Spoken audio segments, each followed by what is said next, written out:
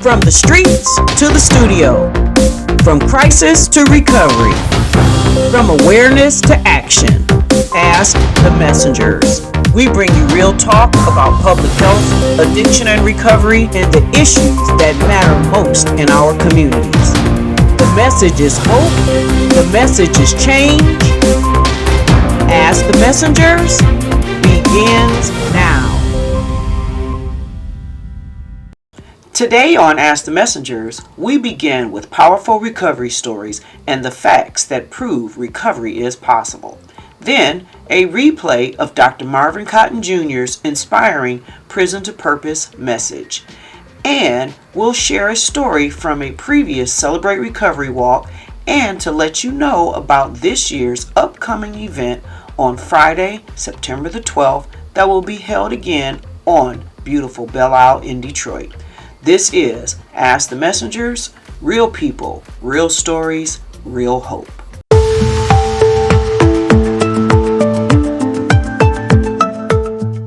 I've tried suicide because there were times that I didn't want to get high but didn't know how to stop.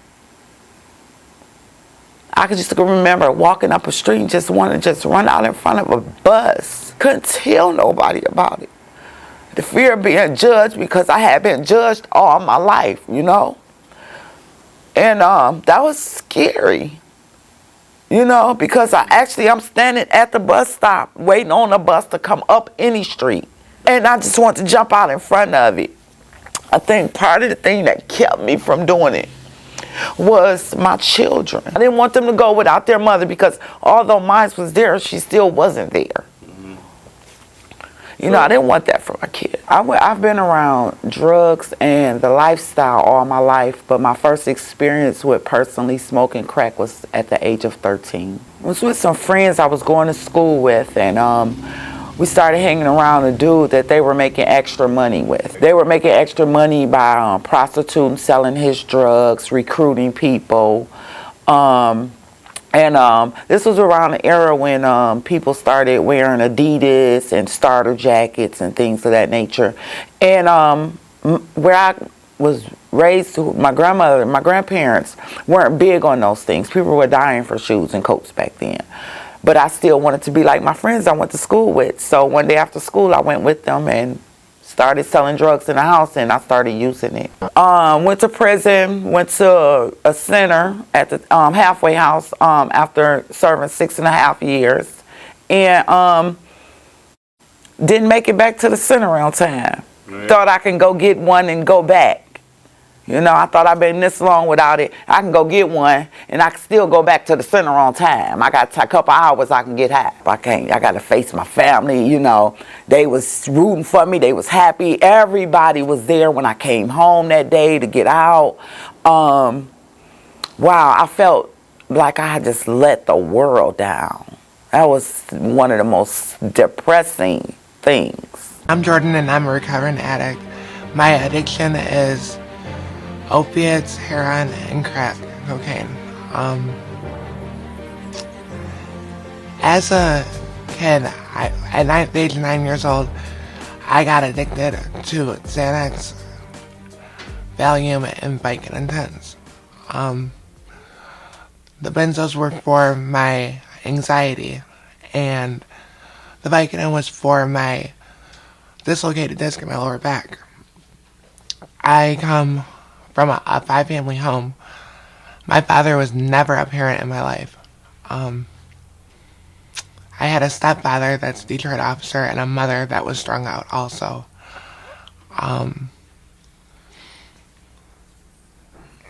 And I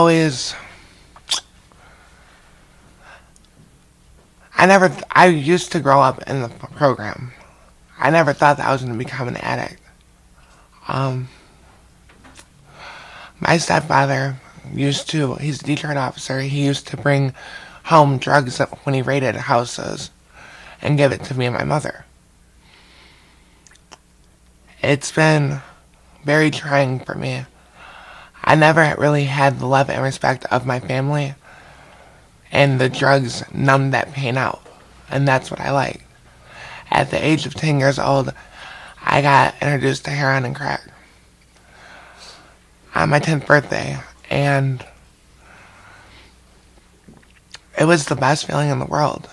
I did not know, I never felt something as good and as amazing as when I did that first hit. I struggled with addiction for 13 and a half years.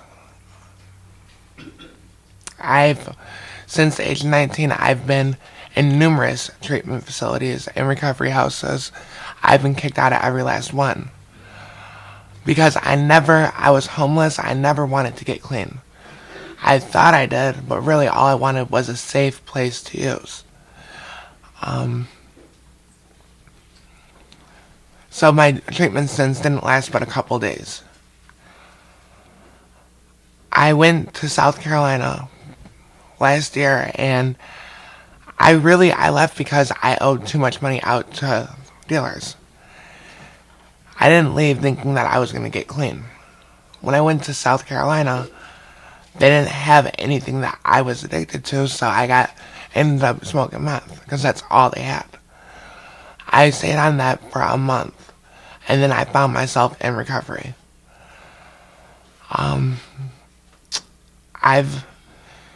I go to 12-step meetings, and I'm starting to learn how to live my life. I feel a lot better.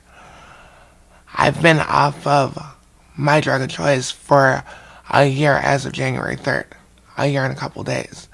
I'm struggling with alcohol and marijuana, but my life is getting better. And there's a better way of life. And I'm learning that. I am grateful to finally learn how to live. If you have a recovery story of your own and would like to share it right here on our show, record the video and send it to us. Our email information is right there on the screen, askthemessengers@gmail.com. Have you ever experienced bullying and come out stronger, or are you still on your journey of healing? Your story could inspire others to find hope, strength, and understanding. We're inviting you to share your bullying experience in a short video, whether you are a teen facing challenges or an adult looking back on what you've overcome. Your voices matter. Here's how to participate. Record a short video, 3 to 5 minutes, sharing your story. Be as open and honest as you feel comfortable. Then email your video to askthemessengers@gmail.com. You'll be contacted if your video is selected. Together, we can create a world where everyone feels seen, valued, and supported. Your story could help someone realize that you're not alone, and let's stand together against bullying and build a world of kindness and understanding. And now, here's one of the most powerful events that we covered earlier this year. Dr. Marvin Cotton Jr. shares his journey from time served to purpose served. It is an honor to be standing before you at the Charles H. Wright Museum on this day. A sacred place that holds so much of our legacy, our struggle, our stories, our difficulties, and our triumphs. So being here today, standing before you, something that was never even supposed to happen, according to them, is an honor. As she said, I served 19 years, 7 months, and 12 days in prison for a crime I didn't commit. And I was exonerated 4.5 years ago. My journey started. I still struggle with how to accept that response. It's definitely a club you want to be in, but you don't want to have to go through the initiation in order to be in it. I remember the day after I was sentenced to a natural life sentence without the possibility of parole. I was supposed to be sentenced on my birthday, 2001, November 5th, but something happened and they postponed it for a week, so they sentenced me on the 12th.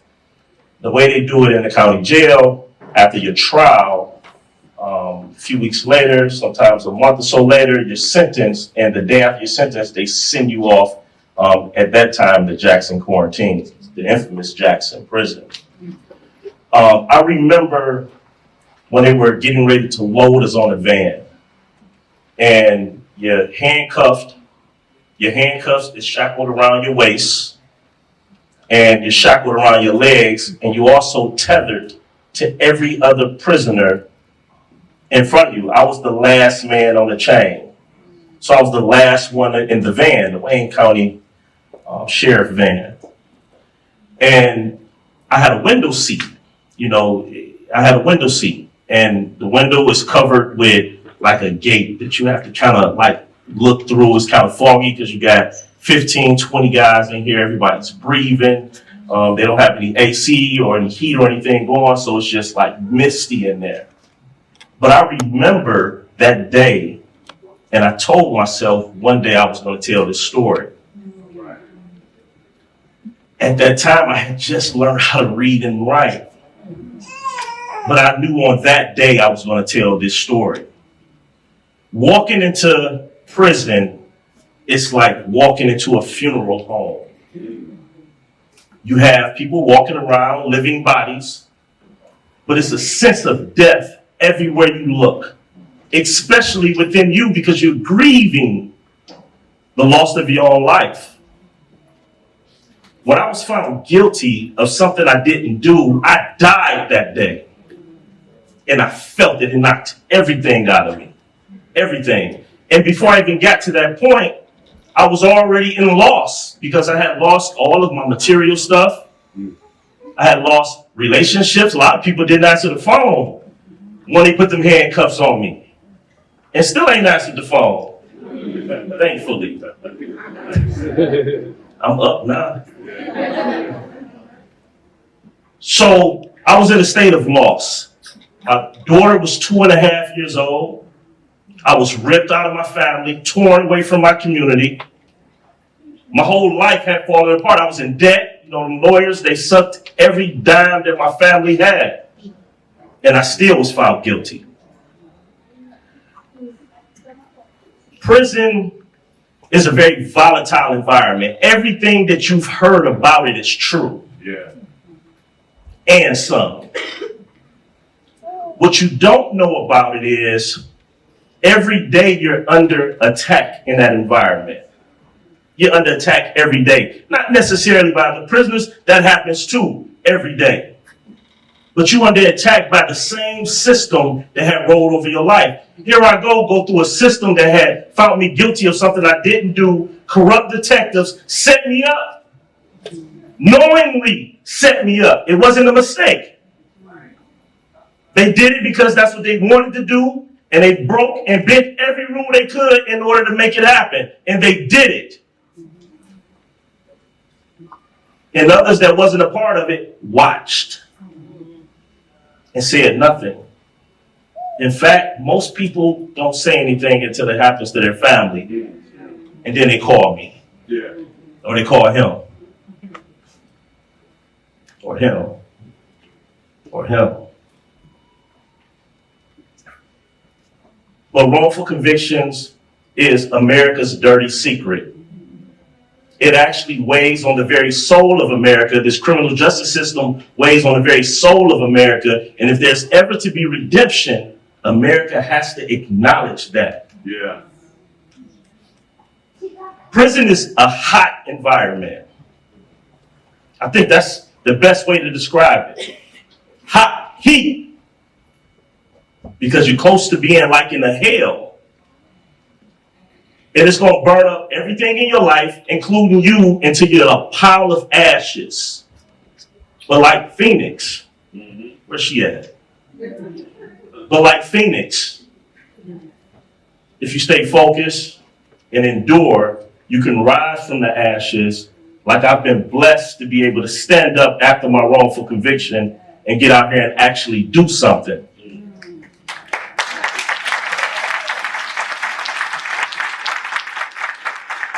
If you have a recovery story of your own and would like to share it right here on our show, record the video and send it to us. Our email information is right there on the screen, askthemessengers@gmail.com.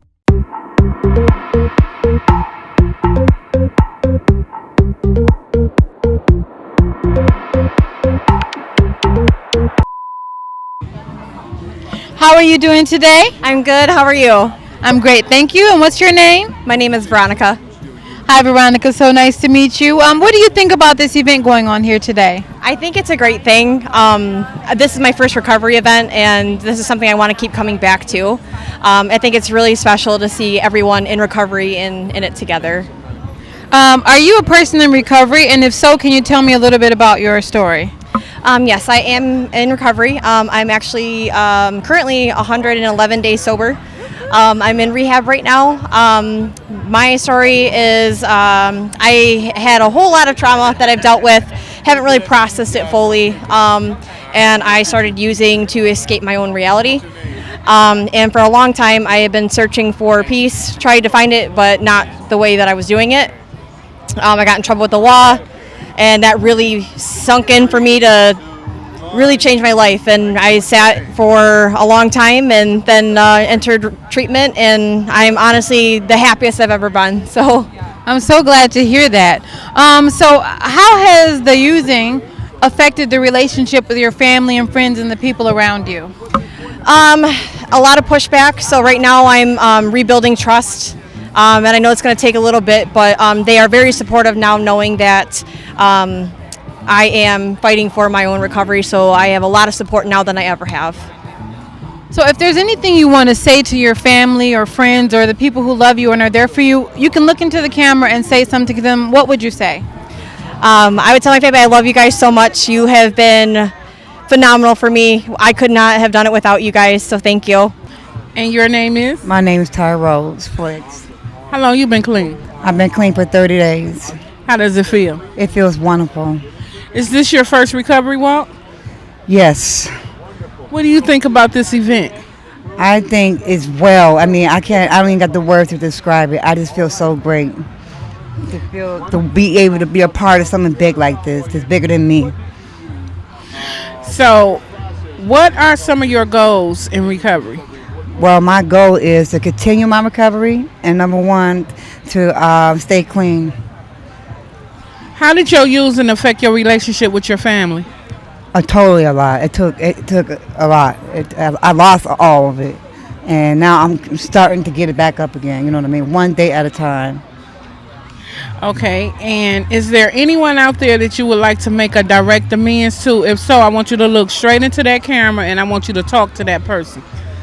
Well, Precious Flakes, I know that I have broke your trust in every way, shape, and form, but I am going to do the best I can to improve that trust back again from you again. If you have a recovery story of your own and would like to share it right here on our show, record the video and send it to us. Our email information is right there on the screen, askthemessengers@gmail.com. How long you been clean? Since July 6th. How does it feel? Feels beautiful. What do you think about this event? This is very unique. Is Never felt nothing like this. this your first recovery walk? Yes. How did your using affect your relationship with your family? Distant, very distant. Very just by myself. So how is your relationship with your family now? Beautiful. And I say beautiful a lot because that's the only word that big enough in my vocabulary that I can spell now. Since I got clean, I learned that word, so how to spell it and say it and what it means too. Is there anyone out there that you would like to make a direct amends to? I want you to look in the camera and talk directly to that person. I would say my whole family and my kids. I'm working on it day by day, step by step, and I will be better. And the world will see truly what my light is, just like I'm going to see my light too. What's your clean date? My clean date is the 27th of April of this year. Alrighty. So, when did you say, look, enough is enough, I'm done? You know what? I actually said that to myself probably about 10 years ago. But the problem was I kept going back out. But this time, I really meant it, and I kind of put my foot down. So what you doing different this time that you didn't do last time? what I'm doing different that is working for me is taking suggestions from people that care about me. Instead of just kind of doing my own thing, I'm definitely giving more consideration to, the opinions of the people that have my best interests at heart. How did your using affect your relationship with your family? Oh man, it made me very untrustworthy. Me personally, I didn't even want to be around my family, more out of shame and guilt. They were hesitant to have me around as trust issues. So that put a lot of strain on my family and close relationships. But I don't know, over this short period of time, it's great being a member of my family again. Like, I'm just ecstatic about the friendships I built. I don't know, the relationships that have been rebuilt with my mother, my daughter. Like, I'm out here with my daughter's mother, who probably didn't want me around very much, but here we are out here with my daughter, and we're having a good time. Okay, is there anyone out there that you would like to make a direct amends to? I want you to look in the camera and talk directly to that person. A direct amends to? Man, if I could make a direct amends to anybody, it would be to, it would probably be to my daughter. Talk to your daughter. Ryan, I am sorry that I missed so many years, being a father, but I'm here now. It's going to be good.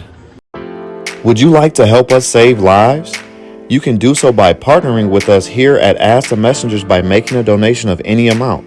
The people in your communities need your support.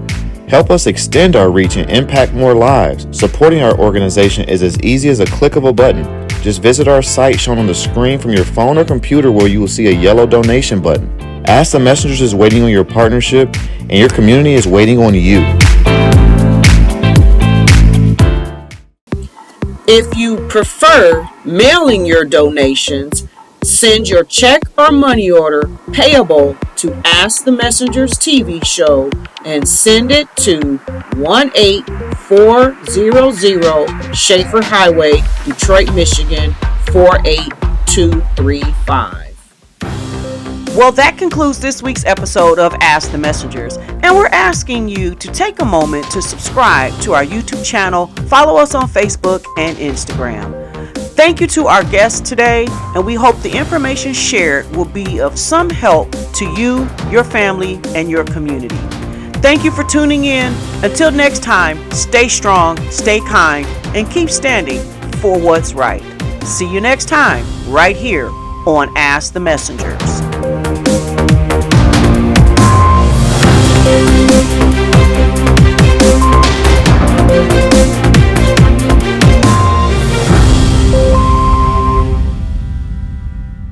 God, grant me the serenity to accept the things I cannot change, the courage to change the things I can, and the wisdom to know the difference.